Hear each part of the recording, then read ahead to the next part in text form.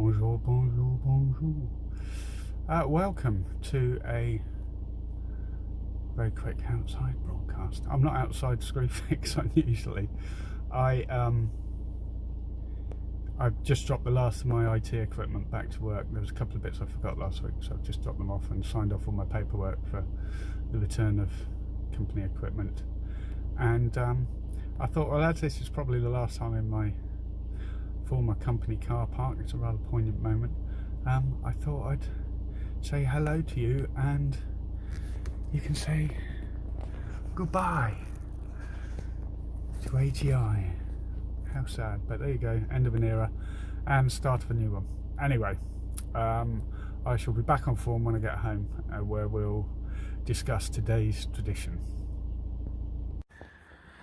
Hello, my little pickled gherkins. How are you? Welcome back home to the Lower Parkston Broadcasting Corporation. You can probably hear in the background, actually, it's absolutely belting down with rain. But never mind, because I'm nice and warm and cosy indoors. Oh, and the cat's just arrived. Hello.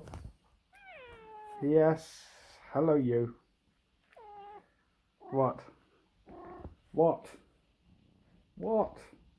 Yes, they want to see your bum. They were saying only the other day, do you know, it's been a while since we've seen Totty's backside.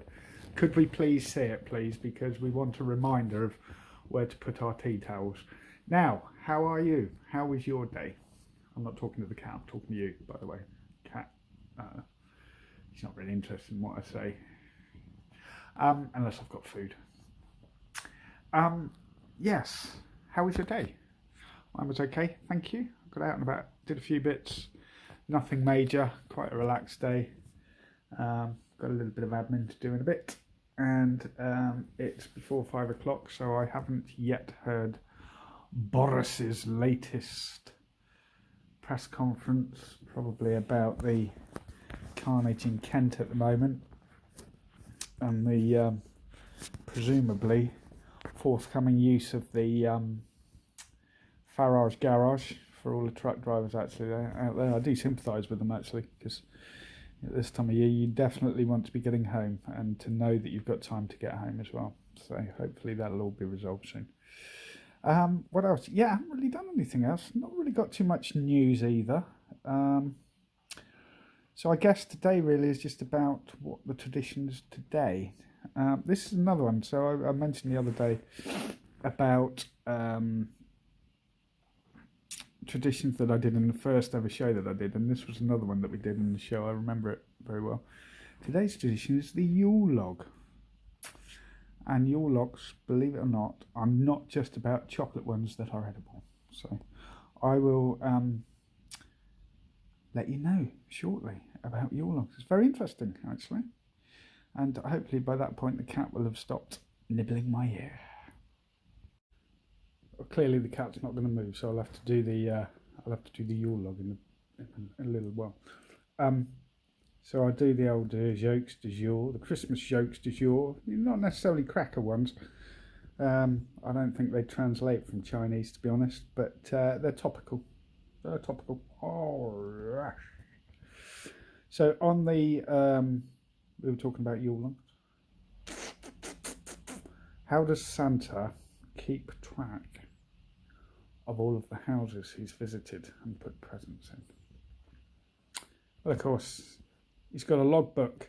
It's a logbook. It's probably a Yule logbook.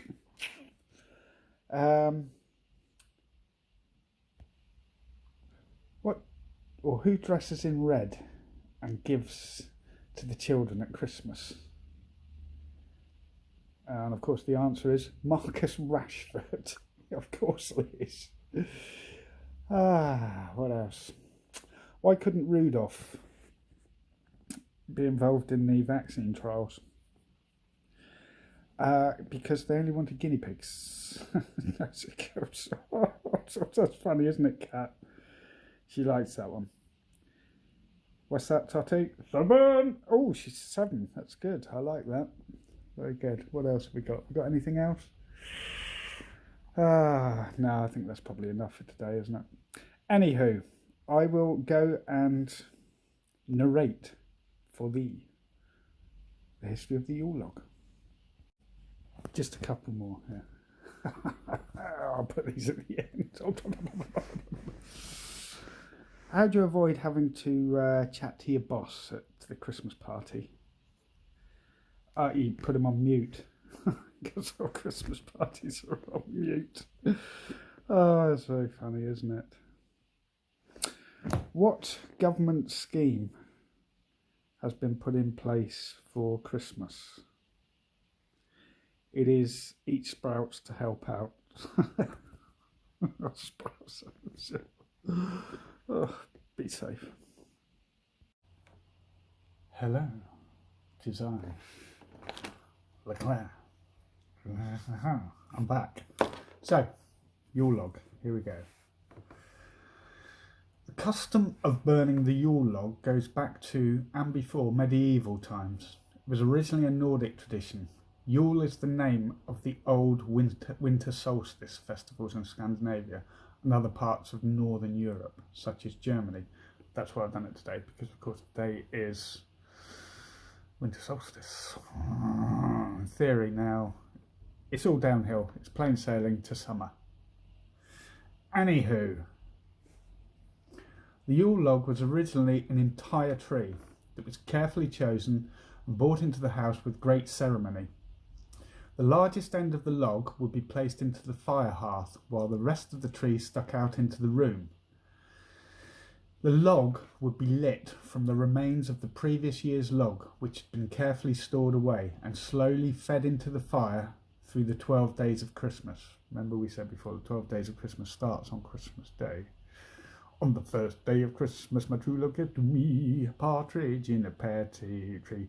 I didn't want either of them. I didn't. As I said before, I wanted a Lynx Africa box set. But anyway, I got a partridge. Aha! Alan Partridge. So, the Yule log. Oh no, we've said that, haven't we? It was considered important that the relighting process was carried out by somebody with clean hands. How appropriate is that at the moment? I'm sure they didn't have sanitizer in medieval times or before. Anyway, they probably used to clean their hands with cow dung or something. Nowadays, of course, most people have central heating. So, obviously, a lot of that has died out because you can't burn a Yule log on a radiator. However, in Provence, in France, it is traditional that the whole family helps to cut the log down and that a little bit is burnt each night. If any of the log is left after 12th night, it is kept safe in the house until the next Christmas to protect against lightning. In some parts of the Netherlands, this was also done, but the log had to be stored under a bed. In some Eastern European countries, the log was cut down on Christmas Eve morning and lit that evening. In Cornwall, in the UK, the log is called the mock. The log is dried out and then the bark is taken off of it before it comes into the house to be burnt. Also in the UK, barrel makers, or coopers, as barrel makers were traditionally called, gave their customers old logs that they could not use for making barrels, and the people would then use them for their Yule log. The custom of the Yule log spread all over Europe, and different kinds of wood are used in different countries. In England, oak is traditional. In Scotland, it's birch, while in France, it's cherry. Also in France, the log is sprinkled with wine before it is burnt, so that it smells nice when it is lit. Quelle surprise, the French soaking their logs in wine. Who'd have thunk it? Anyway, in Devon and Somerset in the UK, some people have a very large bunch of ash twigs instead of the log. This comes from a local legend that Joseph, Mary and Jesus were very cold when the shepherds found them on Christmas night. So the shepherds got some bunches of twigs to keep them warm. Obviously not in Devon or Somerset, as far as I'm aware. Neither the three wise men nor Mary and Joseph frequented either of those counties.